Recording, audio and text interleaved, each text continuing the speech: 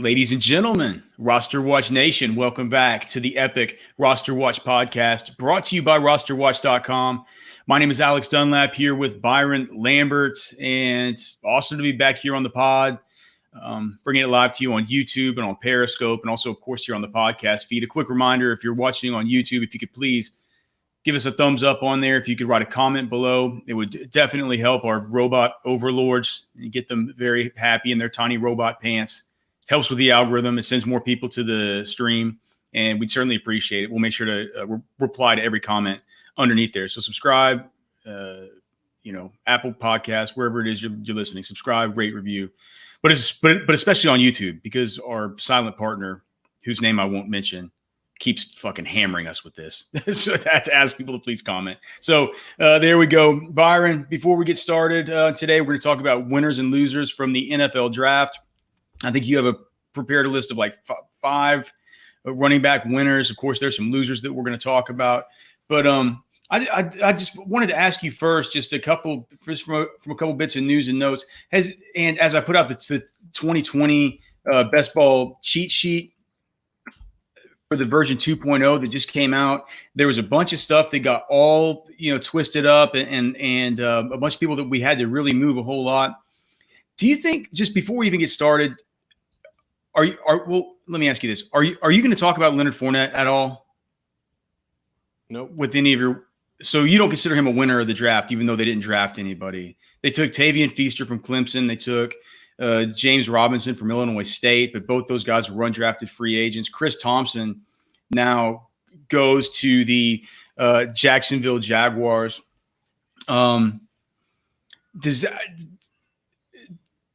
First, like, you're not going to call him a winner. Why did you? He's kind of technically probably a winner from the draft standpoint, right? Did you think about including him? I mean, to me, he's maybe an honorable mention guy. It's kind of hard to call somebody a winner when their team was trying to trade them the entire draft. Do you think it's true that they couldn't get a 7th rounder for him? Yeah, I just don't. For what they wanted, they had no takers, and by the time they were to day 3, everybody had their running backs at that point. So it didn't make sense. I mean, I suppose you can make a twisted argument that he was a winner. I think he's an honorable mention. We hear Doug Marrone coming out in the last few days supporting the run him until the wheels fall off narrative, but it's far from sure, man. I'm not that worried about Chris Thompson, but I hate Jay Gruden. We hate the Jaguars. The 100 targets for Leonard Fournette. I mean, everybody continues to forget that. He had 100 targets last year. I mean, that's very important. So I don't know that Chris Thompson's going to take that much away. I just don't think they had anybody else who could come in on third down. I mean, we know Armstead probably can, but he didn't really. I'm not sure he really capitalized on the opportunities he got last year to the fullest. So I'm not sure I'm so worried about Thompson, but you worry there could be a midseason trade, kind of a la Kenyan Drake last year, who was in the final year of his deal. Somebody was willing to make that trade, mid-season, even if there's an injury, something like that. So, you make a good point. In some ways, he is a winner. It's just, it's just kind of ironic. The player whose team was trying to trade him the entire draft and really couldn't get anything of value in return is to call him a winner, but in a twisted way. that is true. Leonard Fournette's ADP in best ball leagues since the NFL draft has now fallen to basically 23.5, 23, 20. So the second round, third round turn with Chris Thompson being there. Do you think, I mean, we had Mixon, the lead singer from, what's his band? Shit. Framing Hanley. But he's also a guy who I play in that dynasty league with that dynasty startup with Siege in, and he had a really good draft in that league. Seems like a super sharp guy and had a bunch of good takes on the podcast. You should go back and listen to that one if you haven't. But he said like a month ago that he had it on good authority the Jags were going to go after Chris Thompson, and I thought it was cockamamie. And it turned out to be true. And I said at the time, if Chris Thompson were to go there, it would worry me about Leonard Fournette, because it did seem like Leonard Fournette was forced maybe more targets than we would expect, right? It doesn't seem is it optimal to be targeting Leonard Fournette 100 times in a football season, given his particular skill set? Do you think that's I mean, we've always said that Fournette can catch better than people give him credit for. But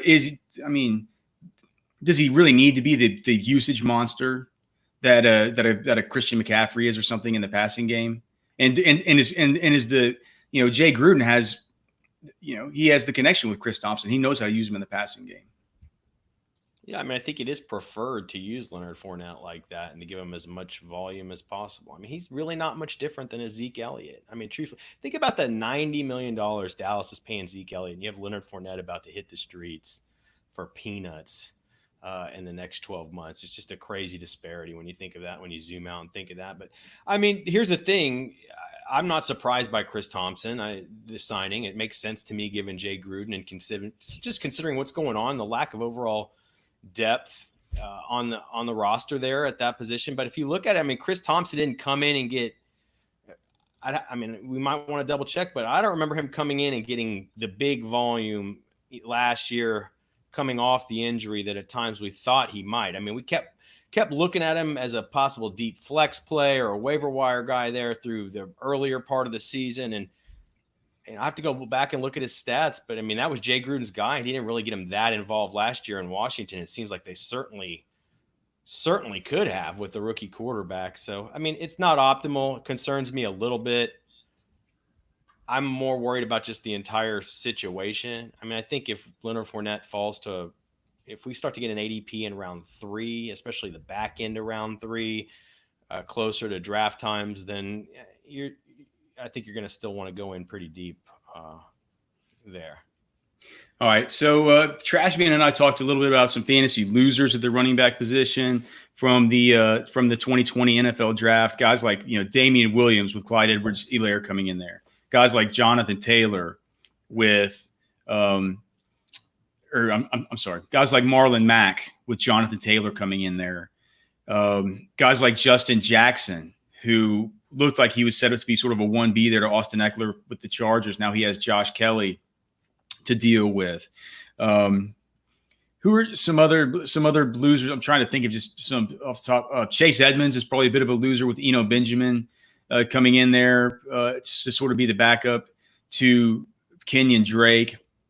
Who else is who else? Oh, Devin Singletary is probably a little bit of a loser with Zach Moss getting drafted to the Buffalo Bills. Those were all guys we talked about in that podcast with Trashman. But for this one, Byron has some fantasy winners at the running back position among running back veterans. So why not just get started with? I think you got 5 of them. Do you want to just go down the list, or do you want to go to the honorable mention dudes, or how do you want to do it? Yeah, I mean, I think all of these narratives are important. It's just that to me, if you're not a winner, kind of goes without saying that you may have been a loser. I know everybody's interested in everything, but I think folks are most interested in who's the winner, who are the guys that get the big boosts to their value coming out of the draft. And so, having already reflected extensively about the fallout from the draft on the rookie running back class last week, Alex, we talked about, in terms of the rookie class, the big winners there, really versus their pre-draft rankings were obviously Clyde Edwards-Helaire to Kansas City and Cam Akers to the Rams and Keyshawn Vaughn to Tampa. Darrell Henderson, another giant loser. We have Dev Rock in the chat saying that Jamal Williams is a loser because of A.J. Dillon. I agree. I think Aaron Jones is a loser because of A.J. Dillon myself too.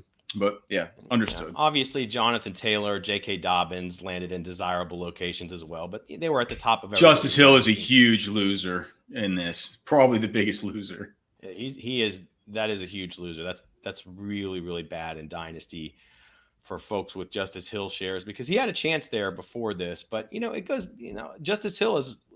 That guy might land on his feet somewhere good. He might land on his feet somewhere and be good down the road. And he's a good player. That was a deep class last year, but it was still hard to get him above like RB8, RB9, RB10 in that class. You just see year after year after year, the dudes that are drafted in that. I think he was round 4, man. It's just a really tough sledding for those guys moving forward. So anyways, nonetheless, considering, the analysis that we've already put forth regarding the fallout from the draft in terms of the rookie running back class and who are the guys that really got a big bump there, I thought for this one, I'd focus on my top 5 running back winners, my top 5 veteran running back winners post NFL draft, Alex.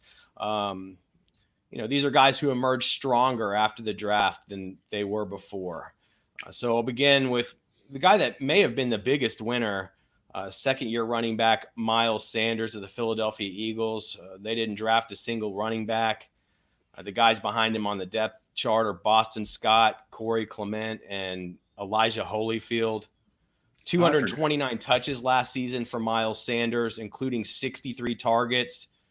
I think there's a real chance he pushes for 275 to 300 touches this year, Alex, and may even end up resulting in 80 to 100 targets in the passing game, which would be a massive boon, even and especially in a Doug Peterson offense. So I look at Miles Sanders as one of the big veteran winners after the NFL draft at the running back position.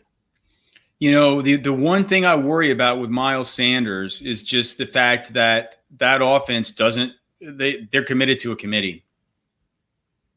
They're committed to a committee. I worry that Miles Sanders is not ever going to get fed there. I know that it felt like it, I know that it felt like he was coming into his own last year, but man, we had, there was a tweet yesterday from Scott, one of our great friends, one of our oldest friends, Scott Barrett, who now is with fantasypoints.com with Hanson and those guys.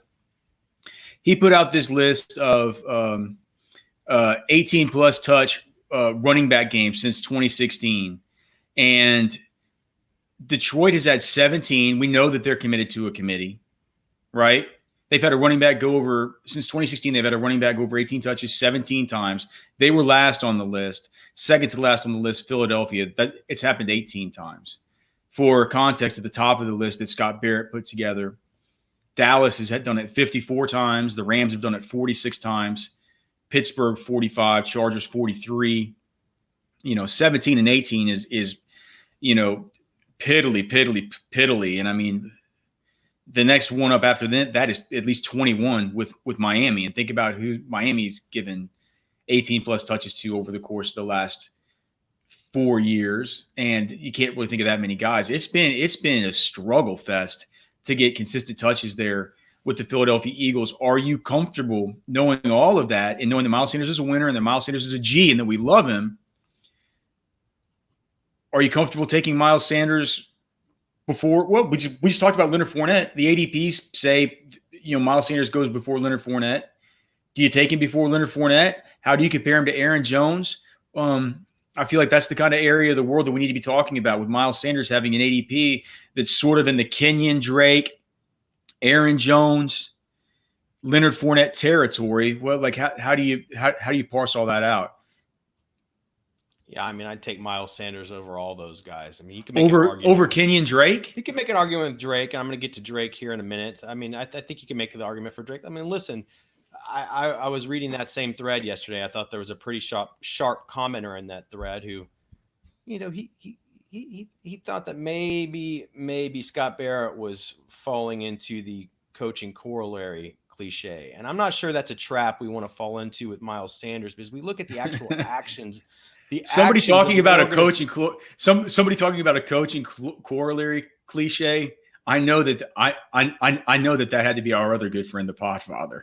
I'm sure, because he loves cliches and he loves ripping on coaching corollary. It was a random commenter in there. Okay, definitely a Podfather listener. Definitely a Matt Kelly listener. Interesting thread, and so of course I was pleased. I mean, that brings out some of the sharp fans, and with interjecting their analysis. Anyways, nonetheless, I think you want to look at the actions of the organization. So, I mean, first and foremost, Miles Sanders is just flat out a better running back than they've had in Philadelphia in a while. They haven't done anything to bolster the position. You're talking about committed to a committee. I mean, who's the committee here? I mean, his backups are Boston Scott, Corey Clement, and Elijah Holyfield. Who the hell is the committee? Boston Scott wasn't bad to end the year last year, man. Well, I mean, but they're going to have 400 plus touches at the running back position. So, I mean, that leaves, if Boston Scott is the only threat to Miles Sanders, that leaves a boatload of action available to Miles Sanders. I mean, Corey Clement, they've shown they hate him and very little commitment, even though we think he's a decent. I mean, he's not. I believe Boston Scott got 23 touches in Week 17 last year. He had a 16 touch game. He had a 13 touch game, a 9 touch game, a 23 touch game, and then in the wild card game, also a rookie, right? I mean, we've heard it from he had 9 touches. Jacobs. They're waiting until year 2 for these guys to be able to pass protect before they give them more action. I just think if you look at the circumstantial evidence of the writing on the walls, it dictates that. I mean, you have to be very interested in Miles Sanders getting at least 250 touches this year, and there's a strong chance he goes 275, 300. And if he goes over that, it might be a little bit shocking, but I mean, the touches are going to be there to go around. So Miles Sanders, in my opinion, a big winner post NFL draft, came out stronger than maybe, beforehand. I just don't worry about Corey Clement and Elijah Holyfield. I think you're right. Boston Scott could still get a little bit of run there, Alex. So is he just a runner-up or is he top 5? No, he's one of the top 5 running back winners post. Who are the runners-up? Well, we'll get to those in a minute. So the other one of my other big winners here, top 5 post-draft. No. We have to end with the number 1 winner. And so we got to do the runners up before we get to number 1, just for the flow of the show. All right. So let's not do number 1 and then do and then do runners up. Okay. I mean, I think you could argue Miles Sanders is number 1, but I'll leave somebody else for number 1 then. Honorable mentions: Le'Veon Bell. The New York Jets drafted LaMichael Pirine in round 4. He has some handcuff potential, but really doesn't offer much more than that. The Jets took a tackle in round 1. Mekhi Becton, pick 11. So they invested highly in the offensive line, hopefully to bookend him with Adoga out of USC last year. He's still a little concerned about the interior of the line there. Ryan Khalil didn't work out last year. It looks like he's gone this season. They did pursue an offensive guard in round 4. So you like to see some help along the offensive line there.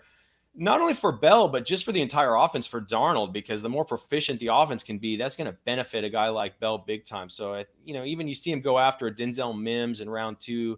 They've added a Perriman to replace Robbie Anderson.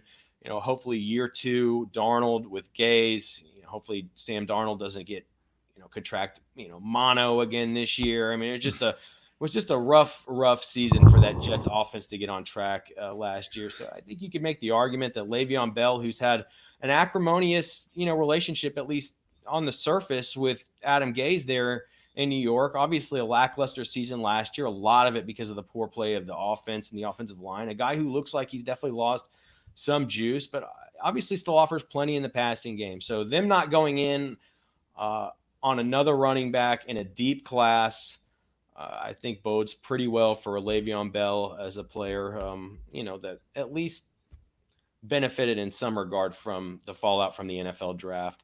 I'd say the next. What do you think about Le'Veon Bell going 4 spots after Chris Carson right now?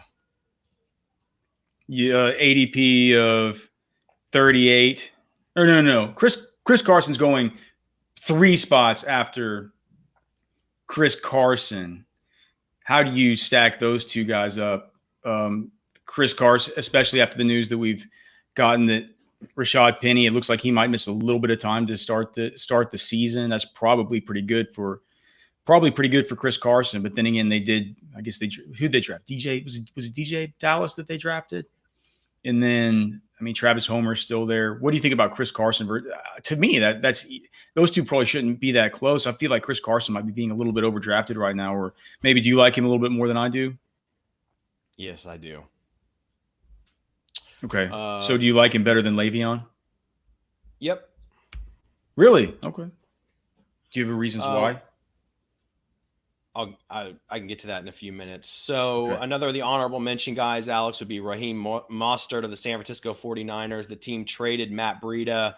They did have Jerick McKinnon, who offered to play for free this offseason, come back on a 1-year, $1 million deal. So, it does look like we're going to have Tevin Coleman and Jeff Wilson back in the mix potentially at this point. We were really, really hoping from the outside of the offseason that we'd see the 49ers ditch one or more of these guys. So we would have liked to have seen McKinnon, or Coleman go the way of Matt Breida in terms of Raheem Mostert's value.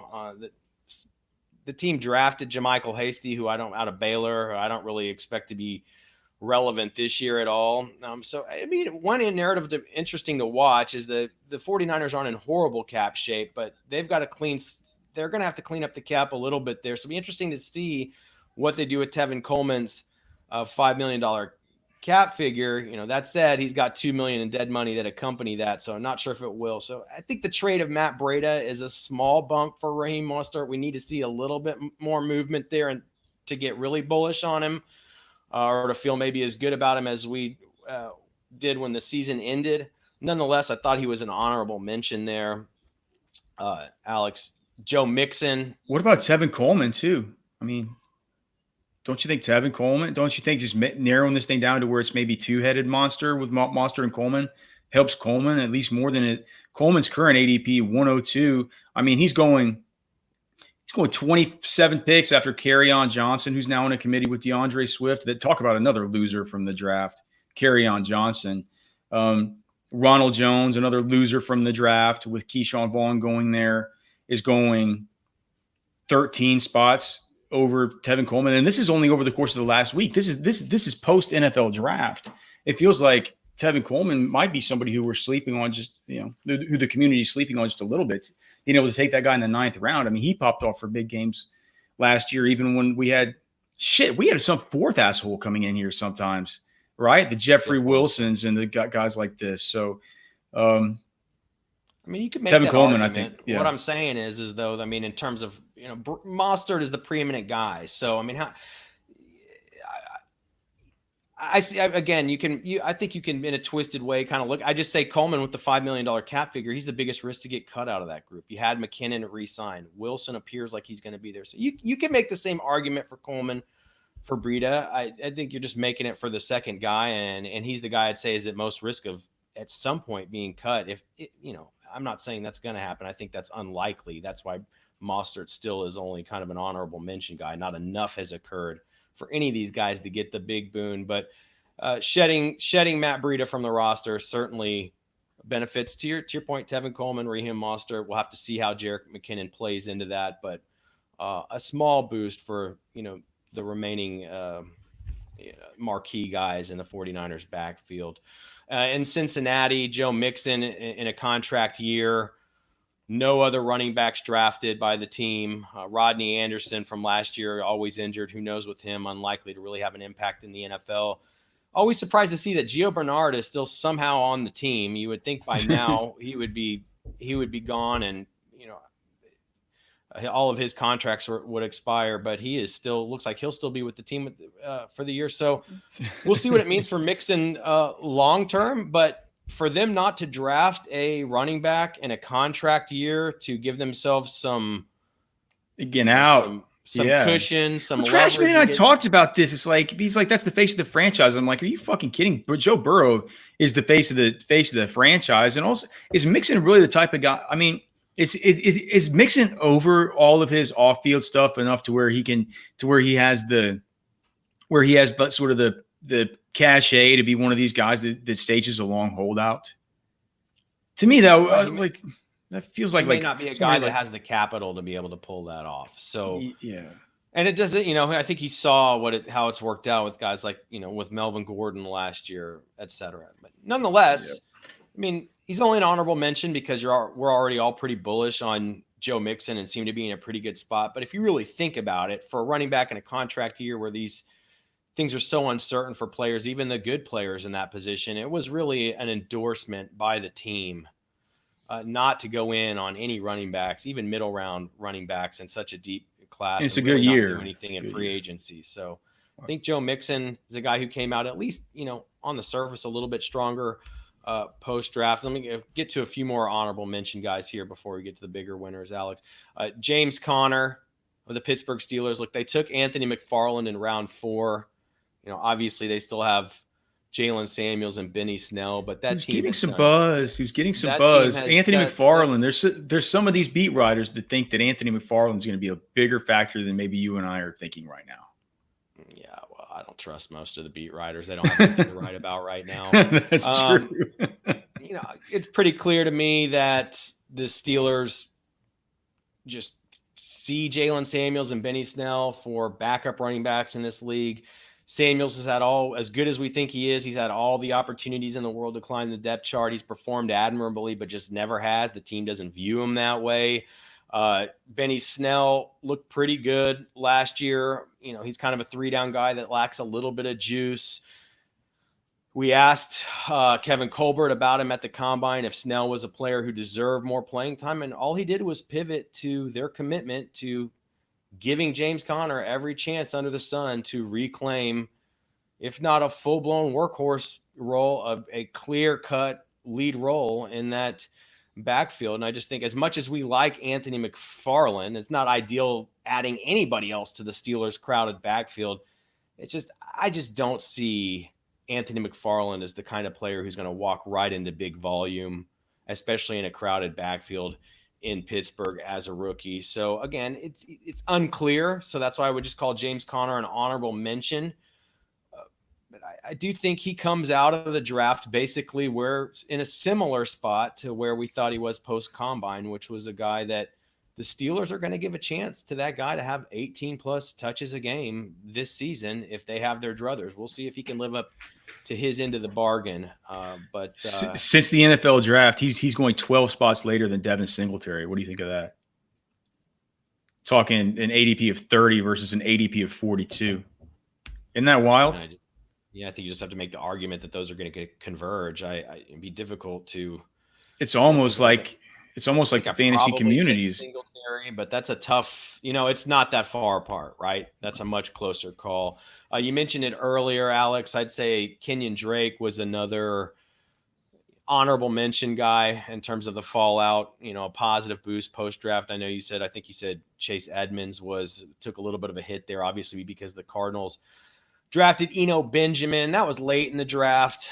We didn't really expect the Cardinals to go running back early after investing in Kenyan Drake this offseason. Like you said, Edmonds is still there. He's got a whole hive. He's flashed when he has had opportunities. Obviously, that offense can make anybody look pretty good. I just felt like coming out of the draft, when Kenyan Drake is your lead dude and you have opportunity to look at adding some other guys to fortify the position, I thought Kenyan Drake, a player who the industry, including us, were getting pretty high on pre-draft. I thought he came out of the draft in pretty good shape, Alex. Yeah, no arguments there. And then last but not least, this one's maybe a little bit more creative. Honorable mentions. We spoke about Matt Breida being traded from the 49ers to the Dolphins mid-draft. I actually think Jordan Howard and Matt Breida did too. I moved Jordan Howard up I moved him up. They've addressed the offensive line. It's going to be a better offense in general. Jordan Howard is a plotter, and he's not going to be anything that gets you excited. But you have that guy in fantasy as your running back 4, which is where you can have him right now. It's pretty appealing to me. Tevin Coleman, Jordan Howard, they're these guys that are going in the same pocket as Matt Breida is in that same pocket. These guys are going after Darrell Henderson. They're going 25 picks after Phillip Lindsay, who is now a backup to Melvin Gordon. They're going it around the same time as players like Latavius Murray, who's a clear second fiddle option. Whenever we're looking at 3 guys there that I just mentioned that are at least 1Bs. Yep. And if you really want to drill down into the situation in Miami, especially from a dynasty perspective or, a 16-team type league or, anything along those lines, a very competitive format, the one thing you'll notice is that neither, we all know Jordan Howard isn't a pass receiving maven. So you think, well, maybe Matt Breida coming from San Francisco will be that guy. You look down, you realize he's basically got the same statistical profile as Jordan Howard from a pass receiving standpoint. So what that may do in a very sneaky way is leave an opportunity for Patrick Laird to continue to possibly be a third down back there in Miami. And you have to imagine they're going to be in catch-up mode quite a bit. I think there's a lot of touches to go around to the running backs in Miami this year. It's obviously a trash play, but, I couldn't help but notice that. I mean, Laird was a guy getting 5-6 targets down the stretch last year, Alex, and that's enough to create some viability in PPR. And so those were my honorable mentions in terms of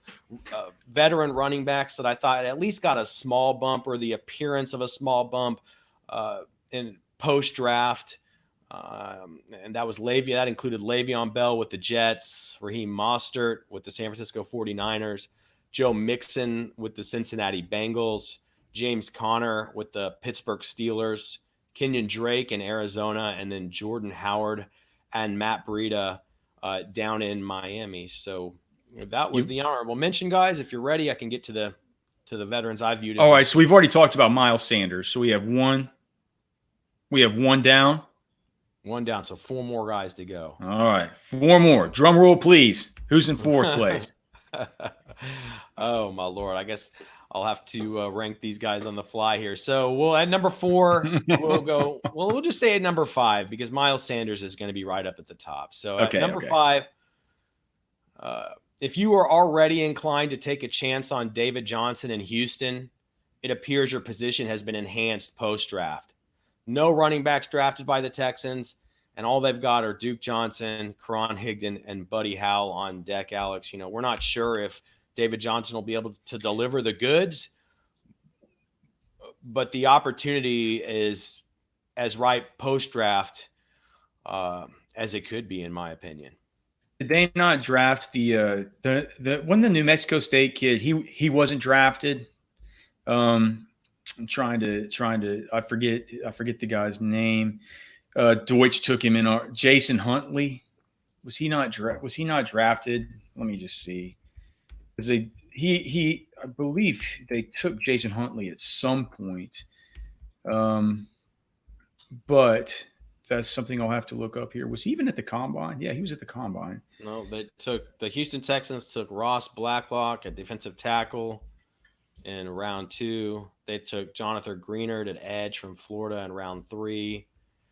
They took Charlie Hack at tackle from North Carolina in round 4. John Reed at cornerback in round 4 out of Penn State, and wrapped the draft up with Isaiah Coulter, wide receiver from Rhode Island, in round 5. So why do I have Jason Hunt? Why did I have it written down that he went to the Texans? Okay, well I need to fix that. But anyway, you can carry on. I was wrong. You were right. So would you agree that David Johnson is in pretty good shape after the draft? If you liked him before, how can you not like him now? Right? That's kind of what I was thinking. All right, so at number 4, veteran running back winners here post-draft, Alex. Austin Ekeler, Los Angeles Chargers. They drafted Joshua Kelly out of UCLA, a guy we like, in round 4. Obviously, they have Justin Jackson still there, who Coach Anthony Lynn has given plenty of lip service to, but all of that was undermined when they took Kelly in round 4.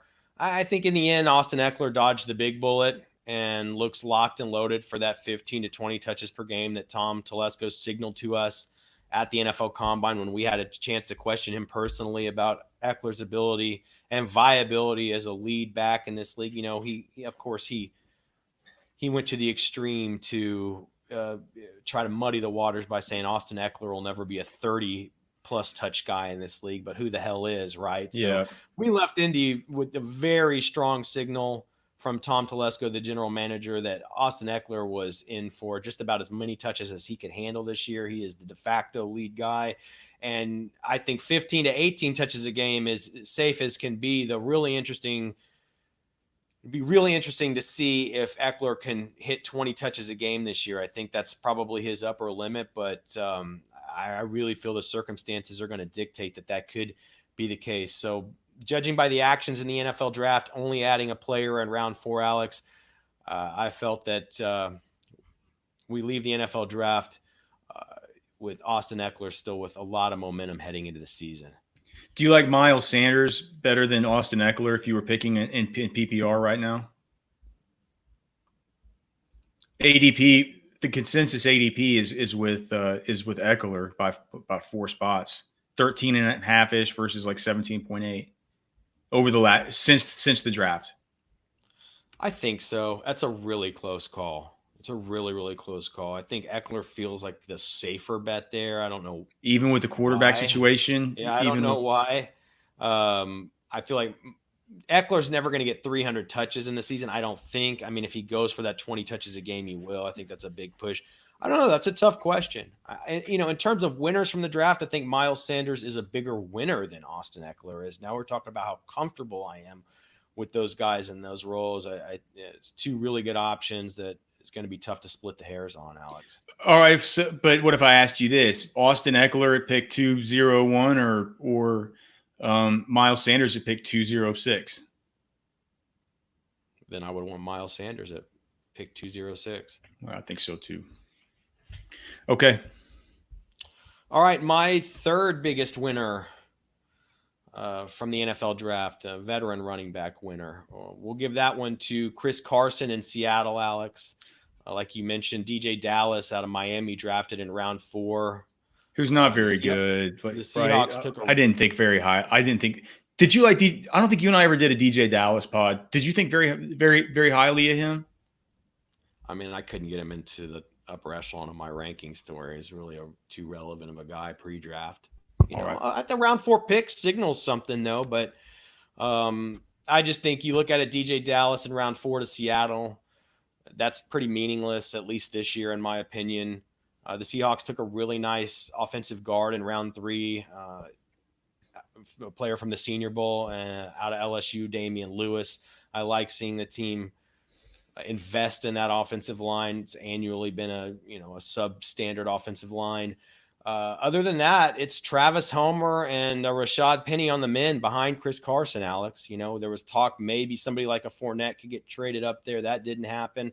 We had 315 touches last season for Chris Carson, including 47 targets. I mean, he's a player who's seen more touches every single year in the league. He's 25 years old, coming off back-to-back 1,300 total yard seasons. Now, look, the question would be, what is the status of his health? The recovery of that hip injury that seemed like it could have been severe there at the end of the season. We got positive news out of the combine from Pete Carroll on that one to kind of begin to quash those concerns. And then I just think if you look at the draft, at what the Seahawks did in the draft and what the Seahawks did in free agency, it really tells us all we need to know about how they feel about Chris Carson and his health leading into the season. So, I mean, Chris Carson, a big winner, in my opinion, of the NFL draft, and definitely a running back, a veteran running back who I think enters the month of May. As we get closer to the season here, is with a lot of momentum. Is it just because we had word from a lot of people close to the Seattle team that they were going to draft a running back and all this, and they turned out not to draft one until day 3, and it wasn't one that either of us were particularly high on from the tape, from the evaluation standpoint, because they did technically address it. They just didn't really address it with anybody that good. For me, the biggest boon to Chris Carson right now is not necessarily he's a winner from the draft. It feels like he's a winner from the injury fallout, because it just feels like he's kind of recovering better from that injury than Rashad Penny is. I don't know, man. I love Mekhi Becton. And when I think about the Jets, and I think about another year with Sam Darnold and just Le'Veon Bell there with those guys, I think I'm going to take Le'Veon Bell over Chris Carson. But you said earlier that that's not the way that you would go. Gun to your head, you pick Chris Carson? Yeah, he's just been better. I trust the team more. I trust the offense more. He's been better since Le'Veon's been in New Jersey, right? All right. 1,300 plus yard seasons the last 2 years. Ascending touches every year. 315. 315 last year.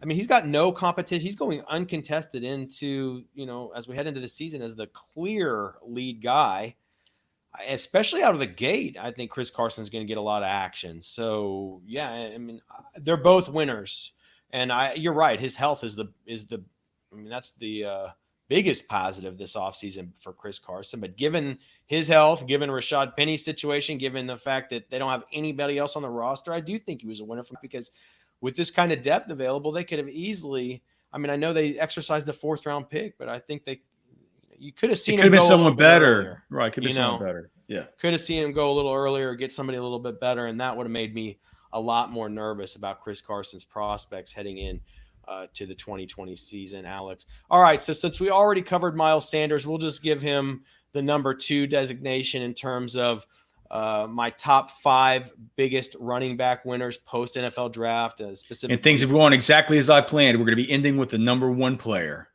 the big climax. I hope you got a great take here. So at number 2, once again, that was just to recap. We have Miles Sanders as the number 2 big veteran running back winner post-draft, Alex, because the Eagles didn't draft a running back. Behind him, all they've got are Boston Scott, Corey Clement, and Elijah Holyfield. Again, it was 229 touches, including 63 targets last year for Miles Sanders. And he's got a real opportunity here to push upwards towards that 300 touch mark and that, 75 to 100 target mark, which would be just, a mega boon for the second-year player, Miles Sanders, who obviously has electric upside with every single touch. Is a sick talent. He's a sick talent. We can't forget it. Yeah. Really. And you're going to have some field stretchers out there now too. Yep. To start to open things up a little bit for a speed guy like that, man. You give Miles Sanders a sliver of space, a sliver of any more space than he had last year, and I think he's going to do a lot of damage. And then, of course, at number 1, top 5 veteran running back winners post-draft, Alex, was Todd Gurley of the Atlanta Falcons. No running backs drafted. I love that. Yeah, he is a winner. I had to move him up on the cheat sheet. I love it. It's a great take. No running backs drafted by the Atlanta Falcons, and it's just a bunch of scrubs behind him in Brian Hill, Quadri Allison, and Ito Smith. Todd Gurley was still an RB2 last season on a respectable 254 touches, despite the significant decline in his targets as a receiver last year in Los Angeles. He was still able to score the 14 touchdowns. He cracked 1,000 yards. His efficiency declined big time everywhere. He down to 3.8 yards per carry, down to 6.7 yards per catch. He had been more like a 9-yard per catch guy, more like a 4.5 to 5 yard per carry guy. So those were big drops, but I like seeing that he could still handle 254 touches last year. And then with the Falcons not going in on the position in the draft, I just, we're really hoping he's going to get that bounce this year, Alex, by inheriting, a big portion of Devontae Freeman's target share from last season. It just really looks like Todd Gurley emerged from the NFL draft stronger than we could have ever thought. That's a great ending, and I could just end the podcast there. We'll just see how these go. But I just need to ask you, just out of curiosity, for on the cheat sheet, because I could interchange these. It's both of these players are going at pick 31.7 and 31.8. What about Melvin Gordon versus Todd Gurley in PPR? Who do you pull the trigger on? Probably Todd Gurley. Okay, and then what about Clyde Edwards-Helaire? I think you go tough with Todd Gurley there. Really? Okay. All right. Well, I'm not sure I'm going to leave that part in because I'm not sure that that's going to be advice that we're going to still. I think Clyde Edwards-Helaire I think his needle's kind of pointed up right now, and his ADP is going up to 25. So 20. Jesus Christ, we're going to have to spend a second round pick on fucking Clyde Edwards-Helaire. All right, but yeah, so that'll be the pod. Byron ended it really well there on the Todd Gurley one, going out with a bang. We're just now getting our boy Michael Yeager here in chat in time to see the end of the end of it. But just a quick reminder to everybody, if you could please give us a thumbs up in YouTube, if you could give us a subscribe, click the notifications button, and if you could comment underneath here, we will get back to each one of your comments personally. We will reply to them. Not specifically because we think that you care if we reply, although you might, but because for some reason the weird robots who run the algorithm like to see comments that the original posters reply to. So we appreciate it, you guys. We would love to see you back here again soon. I'll be back this week, maybe with Trashman, maybe with Byron again, maybe with some special guests, but we will be here. Always find all of our content at RosterWatch.com. Find the podcast on Apple Podcasts. Make sure and subscribe, rate, and review over there. Love you guys. Thank you so much. Peace.